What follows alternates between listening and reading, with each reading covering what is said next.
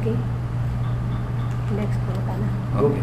I mean kung atong diskutan kadjud kining peace and order din sa ni Samis Occidental labi na sa distrito 2 chair para vice chairman sa member ka no, sa peace and order.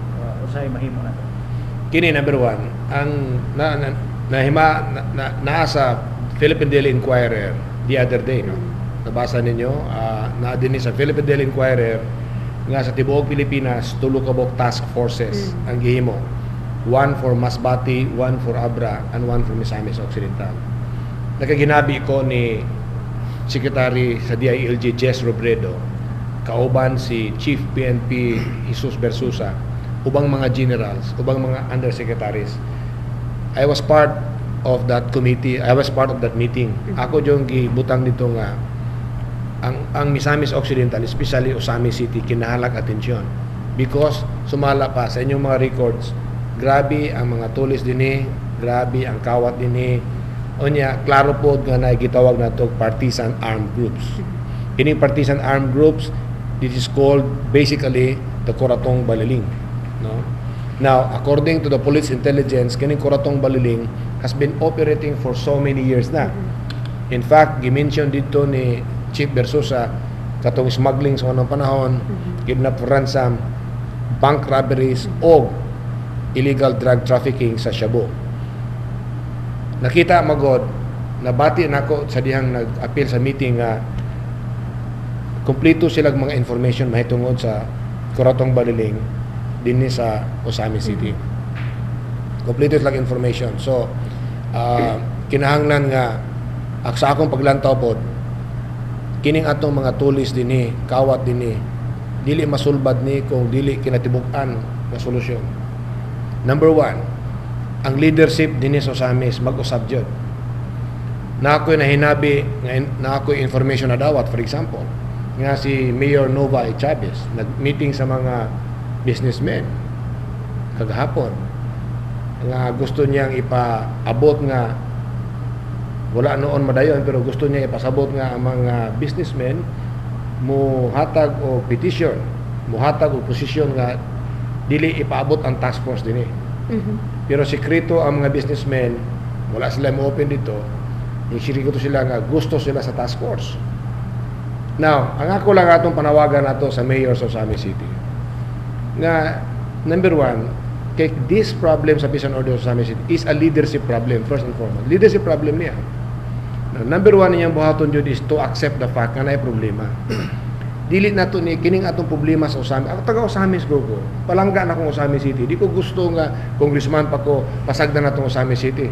Dili ta makalimod nga pilay tulis, pilay kawat, pilay namatay. Obvious kayo, even the media naa na tanan. The first buhaton sa mayor is to accept the fact nga naay problema. Kaya dili ka mo akseptar nga naay problema. Unsaon nimo pagpangitag solusyon kung di ka mo kuan, mabito nang tao nga natay sakit. Ipa-diagnose sa doktor, mingon wa ko'y sakit, wa ko'y sakit. Unsay mahitabo na, di na lang kami mo tambal. Kay gatuod jud ka gahi ka ulo, way sakit. Unsay mahitabo, ikaw rin ka madaot. So kini number one leadership problem. Nanawagan ko ni mayor. First, she should accept. Ayaw na nang parawagan ako, ay na mayor nga i-blame ko nimo nga ako'y hari sa mga sindikato dinhi. Ayaw na kay wala na jud mo tuon nimo. Pasaylo lang ko mo direkta niya no. Wala mo tuon, the more ka mo sulti, the more ka magpasangil nga politika ning hitabo dinhi kanang tulis sa LBC, tulis sa level of politika na. My goodness, ultimong elementary ana kasabot unsa na naa. So if a mayor will say nga politika na, the more ang mga tao dili mo respeto nimo mayor. Mas may pa you accept the fact. And then once nga I can see your sincerity, nga gusto nimo usbon ang Osamis City, I'll be there to help you all the way. Dili ni pamulitika ang ato salbaro na nato ang Osamis City. Kaya nga naman, mingon sila partisan group. Kini magod, it is a moral ascendancy leadership problem. Kato akong nahisulti na sa unahan. Panahon sa eleksyon, dili ni pamumba, pero mo ni hitabo. Panahon sa eleksyon, ang mga maldito ilang gigamit to coerce sa mga voters. Tinuod man na. Okay? Dili na to nalison og tinuod man dili pa. Mao man na common knowledge na, everybody knows. Ngayon na. So, nahitabo ang mga maldito sa Osamis, ang mga maldito sa Manila nga gikan sa Osamis nangabot na, mga imported nga mga A1 nila first lineup nila nangabot na. Yung mga gigamit nila panahon sa election. Gipasaylo na nako na. But again, we have to accept the fact nga naa na matawa na tungod kay gigamit na sa election, dili sila makadakop kay nakautang ko kabubuton. Okay, now, this is a leadership test sa ato mayor. Nga willing ba siya nga ang kauban niya sa unang panahon na magkapapriso, magkapadakop, magka-file o kaso. That's the challenge. Kung makita nato na ang sa mayor sa Osamis, then makita nato ang sincerity, then tabangan nato kay kining task force dili ni pamulitika. Kining task force na dinhi moabot sa Misok, moabot sa Osamis para magsalbar, magprotekta sa katawhan sa Misamis Occidental, labi na sa Osamis City. Masulbad ba ning problema kung kita tanan mag-usap? Pero kung dili ka mo akseptar mayor nga naay problema ang Osamis City, kining problema magpadayon dinhi. Mao nang ako tungod kay nakita nako nga incapable ang atong local government unit, incapable ang atong pulis nato dinhi. Kinahanglan outside force nga ibutang dinhi para masulbad ang problema sa Misamis Occidental, labi na sa Osamis City. Kano sa ka moabot ang task force today? Kung Karon naa na sila karon sa humana ang technical working group, no. Maybe we will expect mobilization within 2 to 3 weeks time. Kay dili maguni PNP ra na involved. Involved po din ang Philippine military, ang army. So daghan kay mga factors kay sa tibuok Pilipinas, according to Chief Versusa sa statement sa Daily Inquirer, kada lugar lain og timpla. Lain og timpla. For example, Maguindanao, Lanao del Sur. Ang timpla nito na ay mga rido, etc. etc. There are cultural things nga na-involve. Now, dinis ato po sa ato lahi pa ni. Because here, basically karon is illegal drugs. Ay lang panglantaw nila masulbat ang problema sa Osamis City sa drugs. It can solve more or less the Mindanao problem. By the way, ang mo-operate ini nga task force is not the provincial director. Dili gani ang regional director sa PNP. Ang mo-run, ang mo-operate ini is under the DIPO. So na DIPO? Directorate of Integrated Police Operations. In other words, this will cross regional boundaries, this will cross provincial boundaries. Kaya na mag-iuban nga drug trade, for example, mo-operate sa Osamis, mo-operate sa Cebu, mo-operate dito sa Kuan. So, it is an integrated command. Ako, nasabtan ako mga polis na to sa Osamis. Overwhelmed sila. Hadlock, number 1. Kaya ilang pamilya na ako din. Nasabtan na to na. Monon, gi-recommend ako na sa Osamis City, na Misamis Occidental. Number 1, because nakita na ako nga, di na ako mablame po mga polis. Kaya ilang po mga pamilya, hadlock po sila. Polis. Kahadlock nila. Number 2, resources. Number 3, pilero kay police po sa Osamis. I think, running from 80 to 100 ang police. Napay traffic. Okay? Mga tulog pa na sila. So, 1/2 it will be operating. So, kamera kayo. Ang PD, kulang po din eh. O magsaligtas sa region, kulang gyapon. So, therefore, one big force. Pag Iraq ba nga, one big force to solve the problem once and for all.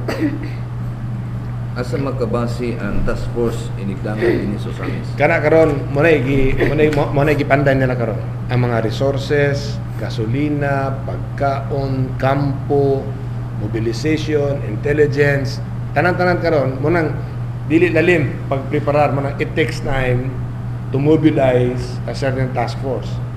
Kasi mo nang tagana tong panahon 2 to 3 weeks, 2 to 3 to 4 weeks. Maybe operationalize na ang task force. Kuan ba kung visible ba sila makita ba nato nga na task force din na or Now, as of this moment, wala ako kabalo sa ilang operational strategy, no? Unsa ako na pag-operate. Although wala na ko'y part, my part is just to assess, to give them unsay angay matabang nato isip congressman. But direct operations, wala na ko'y kabalo probably po sila dili po na sila i-bukhat ang ilahang operational strategy kay it involves confidentiality, etc. etc. Kung matud pa, ang creation sa task force concentrating the 3 provinces is in line with the marching order of the President. So meaning, ang gusto gyud sa presidente nga unsay gikampanya especially for Mindanao. Madayon gyud especially ani mga private armies. Katugod pagkahitabo sa Maguindanao, this is the evolution of things, no? Ang hitabo ko sa Maguindanao, mo to'y wake up call ba? Na aday daghang private armies. But unfortunately, the past administration wala kalihok Wala kalihok. Naagyapon ng private armies. Now, tungod na nag-overspell na. Dili kay political atil po ang droga, lawlessness, criminalities tanan-tanan. So karon si President Noy Aquino is very serious. Serious kasi ining private armies nga iyang tumugtinguha nga during his term mawala yun yung private armies din sa Pilipinas. Kunya nakasulti po siya, if you remember, nakasulti siya nga in fact nakakuha siya mga criticism ini. Kaya ingon siya nga the police force gamay ra kay sa tanan concentrate on criminalities, especially drugs, organized crime and others. Unya ra nang illegal gambling. Okay, kanang illegal gambling pwede na in the order of priorities ba. So iyang gisulti nga in the order of priorities, unahan ang organized crime, unahan ang droga, then later on illegal gambling. Reaksyon nimo kung may tungod sa hugon-hugon nga dinhi sa dakbayan Sosamis misulod na ang vigilante gumikan sa paghunos o kinabuhi ni mga pipila nga dunay mga dokit. Manay akong kahadlukan sa una pa. Kung walay gobyerno nga makasulbat, ang mga tao na mismo may musulbat. Imbis gamay ra atong problema, moabot ang vigilante, mukuyanap na nuna. It will go beyond our control. Munang mintas tanto, ang mga tao biya sa Sami City, pila na biktima na. Di lang kumusulti ngalan. Naigisulti na ako, yung anak namatay. Pagkasunod, namatay na po yung ikaduhang anak. Kabalo ko na, sakit kayo nila. Sakit kayo na, kaya may atubang sila na po. In fact, mingon sila, go, pasagdin na mi. Gobernador po ito panahon, pasagdin na mi. Amot na ni. Kung ayaw nyo buhatan na, tagay ko higayon. Abi ni mo, sila, nabes kay hinanakit po na ako. Because I promised them justice ilang anak.